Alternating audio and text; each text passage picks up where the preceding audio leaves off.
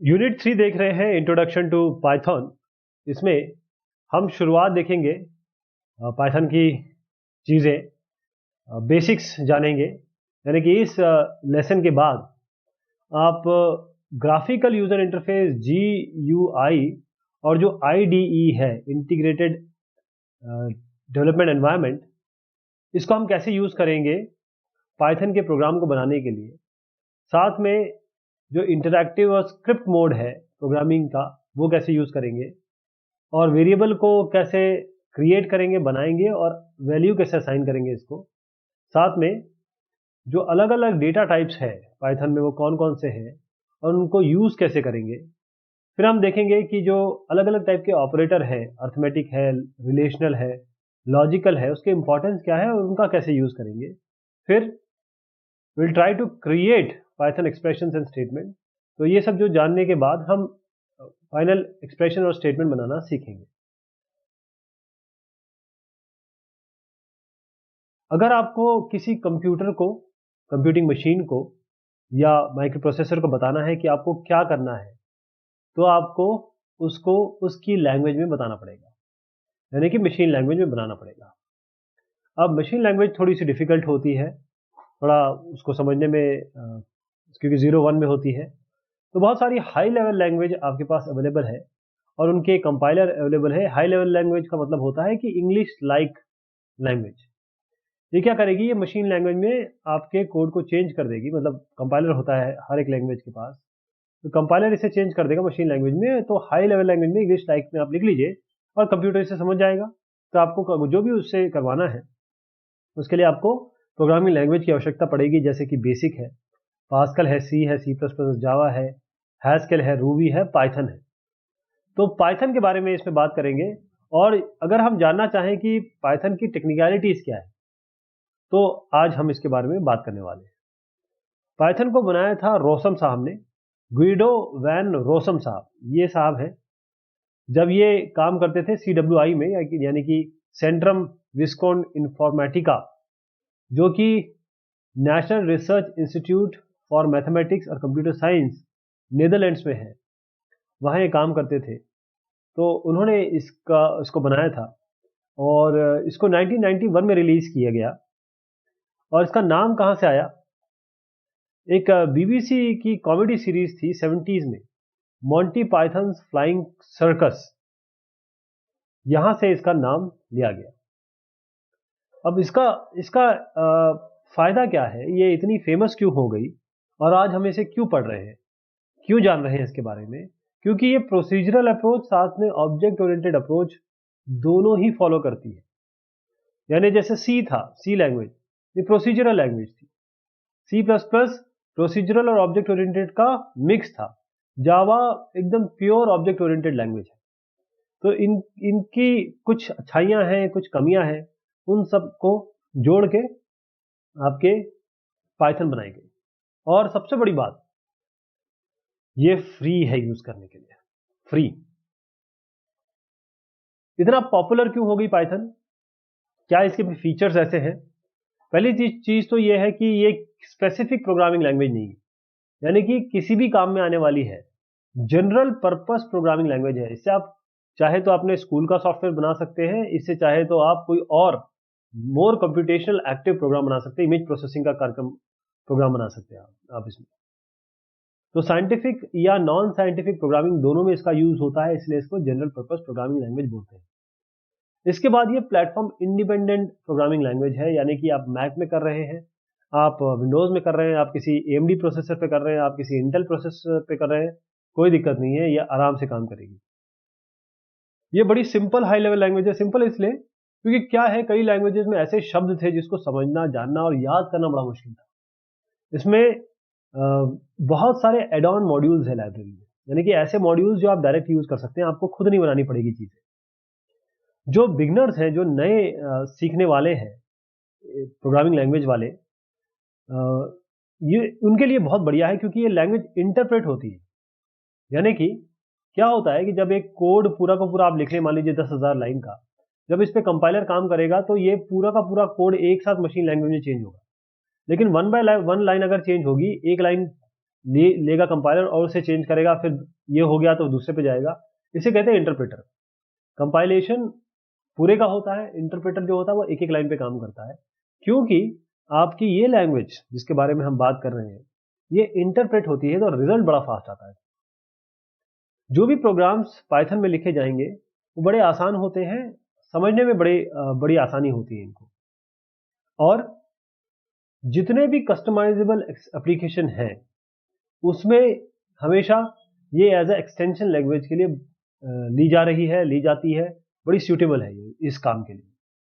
और सबसे इंपॉर्टेंट बात जो हमको आपको बड़ी इफेक्ट करती है, बड़े आसानी से हम सीख सकते हैं, यूज कर सकते हैं। ये प्रोग्रामिंग लैंग्वेज देख के ही आदमी को थोड़ी सी घबराहट हो जाती है कि इसमें मैं कैसे इसको याद करूंगा, कैसे लॉजिक लगाऊंगा, वो सब प्रॉब्लम इससे थोड़ी बहुत सॉल्व हुई है। अब ये लैंग्वेज कहां कहां यूज हो रही है, कहां यूज हुई है और कितनी पॉपुलर है? Google search engine, YouTube, BitTorrent, peer to peer file sharing, ये पाइथन में लिखा गया है। Hardware testing, Intel, Cisco, HP, IBM अपनी हार्डवेयर टेस्टिंग के लिए पाइथन के प्रोग्राम यूज करते हैं। माया, बहुत जबरदस्त आपका इमेज प्रोसेसिंग और 3D सॉफ्टवेयर है, ये आप कंप्यूटर ग्राफिक सॉफ्टवेयर है। पाइथन स्क्रिप्टिंग एपीआई, ये माया अपने आप देता है, आप इसमें अपने कोड लिख के चेक कर सकते हैं, चीजें बना सकते हैं। आई रोबोट, ये पाइथन यूज करता है कमर्शियल रोबोट बनाने के लिए। आई रोबोट बहुत बड़ी कंपनी है जो रोबोट्स बनाती है। साइंटिफिक प्रोग्रामिंग के लिए नासा और बहुत सारे इन जैसे जो जायंट्स हैं वो पाइथन यूज करते हैं। इससे आप समझ गए होंगे पाइथन की पावर, पाइथन का यूज, और हम पाइथन क्यों पढ़ रहे हैं। पहला स्टेप क्या होगा हमारा पाइथन के साथ? हम ये कह रहे हैं कि पाइथन एक प्रोग्रामिंग लैंग्वेज है और ये नहीं जान रहे कि व्हाट प्रोग्राम इज।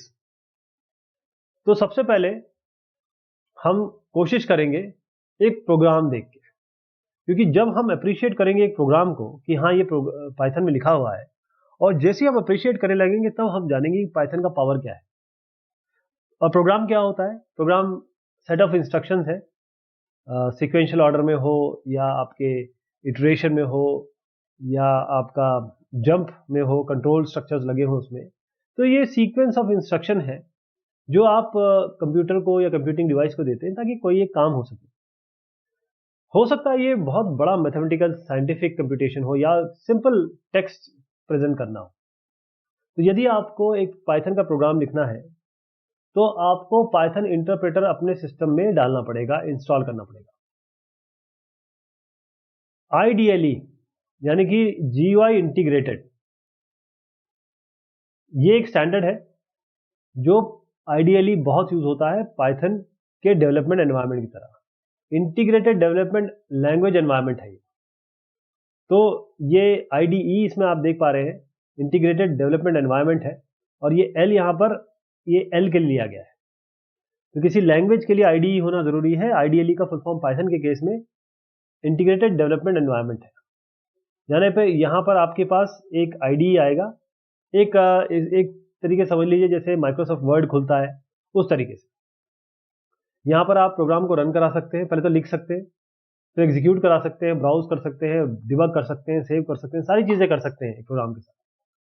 और ये आईडीई जो है एक एनवायरनमेंट आपको प्रोवाइड करता है ताकि आप प्रोग्राम को आराम से लिख सकें। अगर इसी को आप कमांड लाइन पे लिखेंगे तो हो सकता है थोड़ा मेहनत ज्यादा लगे।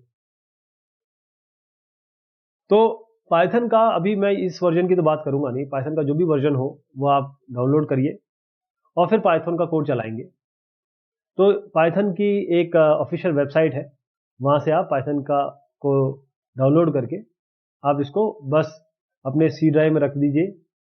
बस आपको क्या करना है कि इसका पाथ बता देना। जब भी आप कोई भी प्रोग्रामिंग लैंग्वेज की लाइब्रेरी या कंपाइलर डाउनलोड करते हैं तो उसका पाथ जो होता है वो एनवायरमेंटल वेरिएबल में देना पड़ता है, वहां इसको दे देंगे बस। पाइथन शेल, ये दो तरीके से यूज हो सकता है। पाइथन शेल का मतलब ये होता है कि जहां पर आप काम करेंगे। एक तो इंटरैक्टिव मोड है और एक स्क्रिप्ट मोड है। नाम इसका इंटरैक्टिव मोड क्या है पहले वाले का? ये आपको अलाउ करेगा कि आप इंटरैक्ट कर सकें ऑपरेटिंग सिस्टम के साथ डायरेक्टली। और स्क्रिप्ट मोड क्या करेगा, आपको पाइथन की फाइल बनाने और एडिट करने में मदद करेगा। तो इंटरैक्टिव मोड से शुरुआत करते हैं। यहाँ पर हम पाइथन के स्टेटमेंट लिखेंगे और जो इंटरप्रेटर है, क्योंकि वन लाइन बाय लाइन इसका इंटरप्रिटेशन होगा, तो फटाफट रिजल्ट आता रहेगा। इंटरैक्टिव मोड कैसे होगा, मैं काफ़ी सारे मेरे डिस्कशन हैं किस तरीके से पाइथन को डाउनलोड करें, यूज़ करें, वो आप देख सकते हैं। फिलहाल हम इंटरैक्टिव मोड से शुरुआत करते हैं। इंटरैक्टिव मोड से शुरुआत करने के लिए हमको पाइथन डाउनलोड करना ज़रूरी है। जैसे मैंने कहा, आपको वेबसाइट से डाउनलोड करके पाइथन, क्योंकि फ्री ऑफ यूज़ है, आपको कोई इसमें चार्ज नहीं लगेगा, अपने कंप्यूटर पर रख लीजिए। फिर आपको उसका एनवायरमेंटल वेरिएबल में पाथ सेट करना पड़ेगा ताकि आप ये चला सकें। जब हम आइडियली खोलेंगे तो कुछ इस तरीके से आएगा, पाइथन का वर्जन दिखाएगा। आप जो भी वर्जन का डाउनलोड करेंगे वो यहाँ वर्जन दिखाएगा। साथ में इस तरीके से 3 आपको ये एंगल ब्रैकेट्स आएंगे। जैसे ये शुरुआत होगा तो कुछ इस तरीके से आपका इंटरफेस आएगा। तो यहाँ पर इस वेलकम मैसेज में आपको ये सब वेलकम वगैरह बोला जाएगा। साथ में आपको ये पाइथन का प्रॉम्प्ट आएगा। ये प्राइमरी प्रॉम्प्ट है, ये इंडिकेट करता है कि इंटरप्रेटर आपसे चाह रही है, जो यहाँ पर कर्सर ब्लिंक करेगा, ये आपसे चाहता है कि कोई पाइथन का कमांड डालिए आप। एक और कमांड है डॉट डॉट डॉट करके, इसे हम सेकेंडरी कमांड कहते हैं, जो क्या बताता है कि इंटरप्रेटर अभी वेट कर रहा है एडिशनल इनपुट के लिए। मतलब इनपुट के लिए डॉट डॉट डॉट आएगा, यहां पर आपके कमांड के लिए, शेल के कमांड के लिए इस तरीके से आएगा। अब ये प्रॉम्प्ट यूज कौन करता है, इंटरप्रेटर, कि आपको बताने के लिए कि ठीक है साहब, मैं इंस्ट्रक्शन लेने के लिए तैयार हूं। तो अगर ये प्रॉम्प्ट है, इसका मतलब आइडियली, अगर ये 3 प्रॉम्प्ट आप देख रहे हैं तो आइडियली भी काम कर रहा है इंटरैक्टिव मोड में। तो यहां पर हम पाइथन के एक्सप्रेशन, स्टेटमेंट, कमांड इसके बाद लिखेंगे और पाइथन क्योंकि इंटरप्रेट करता है, फटाफट आपको आउटपुट देगा। तो सबसे पहली चीज क्या करेंगे आप, ये आपके पास एंगल ब्रैकेट है, इसमें हाउ आर यू लिखिए, हाउ आर यू। जैसे आप हाउ आर यू करेंगे तो ये प्रिंट हो जाएगा। यहां पर आप प्रिंट का एक कमांड है, how are you, double quotes में इसको लिख दीजिए, ये हाउ आर यू आ गया। तो ये रिस्पॉन्स है, इसके लिए आप प्रिंट 5+7 कर सकते हैं, क्या आएगा, 5+7 कर सकते हैं, 6 × 250/9 कर सकते हैं, प्रिंट 5-7 कर सकते हैं। आप देखिएगा क्या रिजल्ट आने वाला है। तो जरूरी नहीं है कि आप एक ही लाइन लिखें, आप एक से ज्यादा भी लाइन लिख सकते हैं और वो भी इंटरप्रेटर उसे इंटरप्रेट करेगा। जैसे x = 2 आपने किया, y = 6 किया और z = x + y किया। यानी पाइथन ने पहले x को 2 को x में रख दिया, 6 को y में रख दिया और z x + y कर दिया। यानी कि z में क्या आ गया, अब 6 + 2 8। जैसे आप प्रिंट z करेंगे, ये 8 आपको दे देगा। एक और एग्जांपल देखते हैं, a = 3 है, a + 1 और a - 1 आप प्रिंट करना चाहते हैं, तो 3 + 1 4 और कॉमा है, तो 3 - 1 यानी कि 2, 4 और 2, ये आपका रिजल्ट आएगा 2, क्योंकि ये ट्यूपल्स में है, ट्यूपल्स मतलब 2, 4,2। तो ये रिजल्ट है ये वाला, ये हैश का मतलब होता है कमेंट, ये एक कमेंट स्टेटमेंट है। हैश जो है वो आपका कमेंट स्टेटमेंट है, इसके बारे में हम बात करेंगे। अब हमने क्योंकि अब देख लिया कि एक लाइन हम कैसे लिख सकते हैं, कहाँ लिखना है हमको, तो जब हम पाइथन में प्रोग्राम लिखेंगे तो ध्यान रखिएगा कि ये केस सेंसिटिव है, यानी अपर केस और लोअर केस अलग अलग मानता है। अगर ये स्मॉल एक्स देंगे आप और कैपिटल एक्स देंगे, ये दोनों अलग अलग तरीके से ट्रीट होगा पाइथन में, राइट।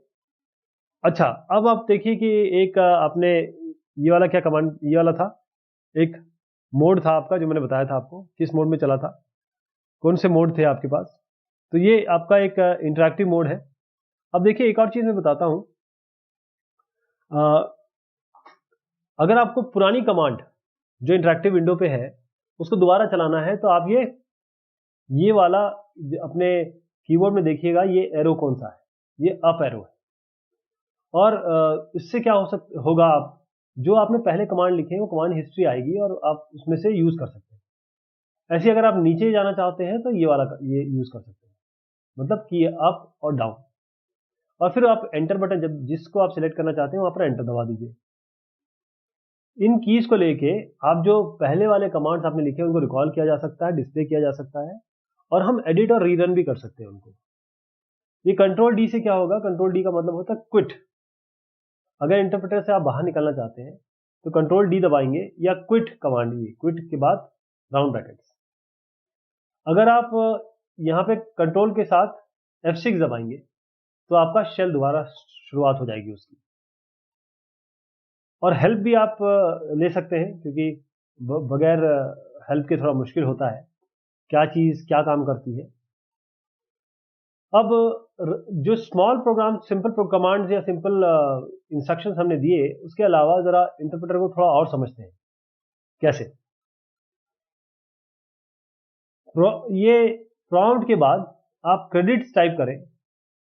जैसे ही आप क्रेडिट्स टाइप करेंगे इस प्रॉम्प्ट के बाद, यहाँ क्रेडिट्स टाइप करिए। ध्यान रखिएगा ये कैपिटल होना चाहिए क्योंकि केस सेंसिटिव है। तो जो पाइथन डेवलपमेंट कर रही है उस ऑर्गेनाइजेशन के बारे में आपको इन्फॉर्मेशन आ जाएगी। ऐसे अगर आप कॉपीराइट और लाइसेंस लिखेंगे इस जगह पे, तो ये आपको पाइथन के बारे में क्या कॉपीराइट है क्या लाइसेंस है ये सब बताएगा आपको। अगर आप हेल्प लिखेंगे इसकी जगह पे, यहाँ पर हेल्प लिख देते हैं, तो आपको हेल्प जो भी चीज़ें हैं वो आपके सामने आ जाएगी।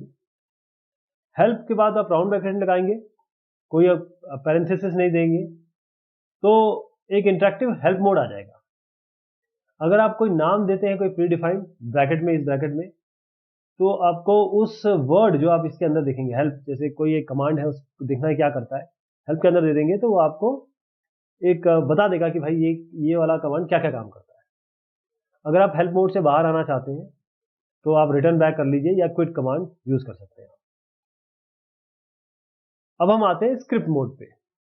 स्क्रिप्ट मोड क्या होता है पाइथन में? इंटरैक्टिव मोड और स्क्रिप्ट मोड, ये दो मोड हैं। तो स्क्रिप्ट मोड, यहां पर हम पाइथन प्रोग्राम को एक फाइल में लिखेंगे और फिर इंटरप्रेटर से बोलेंगे कि आप जो फाइल हमने लिखी है इसको एग्जीक्यूट कर दीजिए। इंटरैक्टिव मोड में जो बिगनर्स हैं उनके लिए थोड़ा आसान रहेगा। जैसे छोटे छोटे उनके कोड्स या लाइन लिखनी है, कमांड लिखने हैं, तो फटाफट वो चेक हो जाएंगे। अगर आपको एक से ज़्यादा लाइनें लिखनी है तो आप कहाँ जाएंगे, आप एक फाइल बनाएंगे, उसको सेव करेंगे और उसको स्क्रिप्ट मोड में चलाएंगे। तो रिजल्ट जो इंटरप्रेटर देता है वो दोनों ही मोड में देता है, चाहे, और वो दोनों सेम होते हैं, चाहे वो इंटरैक्टिव मोड में हो या आपके स्क्रिप्ट मोड में हो। तो पाइथन इंटरैक्टिव मोड में, जैसे मैंने आपको बताया कि एक्सपेरिमेंटेशन करना है, नए लोग हैं, सीखना है अभी, उसके लिए बहुत अच्छा है। लेकिन जो स्टेटमेंट आप यहाँ लिख रहे हैं इंटरैक्टिव मोड में, वो आप सेव नहीं कर सकते। आपको बार बार चीज़ें लिखनी पड़ेगी या फिर इन एरोज का बार बार यूज़ करना पड़ेगा, बार बार चीज़ों को लिख के फिर रीरन करना पड़ेगा। जब आप पाइथन स्क्रिप्ट बनाना चाहते हैं और उसको रन कराना चाहते हैं तो क्या आइडियली में आप स्टेप करेंगे वो आप देखिएगा। यदि स्क्रिप्ट मोड अवेलेबल नहीं है बाय डिफ़ॉल्ट आपके आइडियली में, तो फाइल ओपन इस तरीके से करेंगे या फाइल न्यू विंडो करेंगे ताकि आप नए स्क्रिप्ट फाइल बना सके। नए पाइथन कोड को यहाँ लिख दीजिए एज ए स्क्रिप्ट, फिर उसे कंट्रोल S से सेव कर लीजिए। फिर इसको रन करने के लिए आप कंट्रोल F5 दबा दीजिए, या आप कंट्रोल 5 से वैसे चल जाएगा। मैं आपको जब इंटरैक्टिव वे बताऊंगा तब आप और समझ पाएंगे। अब तीसरा और चौथा जो है, हर बार आप स्क्रिप्ट जब खोलेंगे, जैसे आप ओपन करते हैं स्क्रिप्ट को और कुछ चेंज करना हो तो एडिट करके फिर दोबारा सेव करना पड़ेगा। तो ये जो स्टेप 3 और 4 है ये बार बार आपको करने पड़ेंगे अगर आप कोई एरर आती है या फिर आप कुछ चेंज करना चाहते हैं तो। अगर आप जो एग्जाम्पल हमने देखा था इंटरैक्टिव मोड में, उसको स्क्रिप्ट मोड में चलाना चाहते हैं तो कैसे होगा? सबसे पहले फाइल, यहाँ पर आप नया विंडो खोलिए। आपने यहाँ पर किया df, यानी डिफाइन किया एक टेस्ट फंक्शन, कोलन लगा दिया यहाँ पे, उसके बाद x = 2 लिखा, y = 6 लिखा और z = x + y लिखा, प्रिंट z लिखा। ध्यान दीजिए हमने कोई सेमीकोलन वगैरह नहीं लगाए हैं, जबकि C++ जावा जिन्होंने पढ़ी होगी वो सेमीकोलन के आदी हो चुके होते हैं। तो बाय डिफ़ॉल्ट कीबोर्ड से लगा देते हैं। यहाँ आपको लगाना नहीं है, यहाँ पर आपने डिफाइन किया एक टेस्ट फंक्शन, x को 2 दिया, y को 6 दिया और z x प्लस 5 y करके आपने प्रिंट z कर दिया। अब अगला क्या है, फाइल के बाद आप ये सेव करेंगे। एक सेव एज ऑप्शन भी है जिससे आप दूसरे नाम पे भी सेव कर सकते हैं। जितनी भी फाइल आप सेव कर रहे हैं वो उनके आगे .py लगेगा। पाइथन का जो एंड है यानी कि जो एक्सटेंशन है वो .py है। उसके बाद जैसे मैंने आपको बताया तरीका एक और है, लेकिन अभी फिलहाल हम कंट्रोल F5 से इसको रन करा देंगे। कंट्रोल F5 से जैसे रन कराएंगे हम ये भी कर सकते हैं कि पाइथन प्रॉम्प्ट पे जाएं और सीधा ये टेस्ट फंक्शन लिख दें तो भी रन करेगा, तो 8 आएगा। और जो आपको स्क्रिप्ट मिली है वहां पर रन का ऑप्शन होता है, ये मैं बताना चाह रहा था कि रन का ऑप्शन भी होता है, उससे भी आप डायरेक्टली रन करा सकते हैं। जब हम स्क्रिप्ट मोड पे काम करते हैं तो हम प्रिंट स्टेटमेंट लगाते हैं अपने प्रोग्राम में ताकि हम रिजल्ट देख सकें। जो स्क्रीन पे आना चाहिए वो हम प्रिंट से दिखाते हैं, जबकि आपने देखा था इंटरैक्टिव मोड में हम इस तरीके के स्टेटमेंट नहीं लिखते, डायरेक्ट रिजल्ट आ जाता है। तो ये फर्स्ट पार्ट था पाइथन का, हमने कुछ चीज़ों की बात की इंटरैक्टिव और स्क्रिप्ट मोड की, आगे और बाकी है। शुक्रिया मेहरबानी आप सभी की।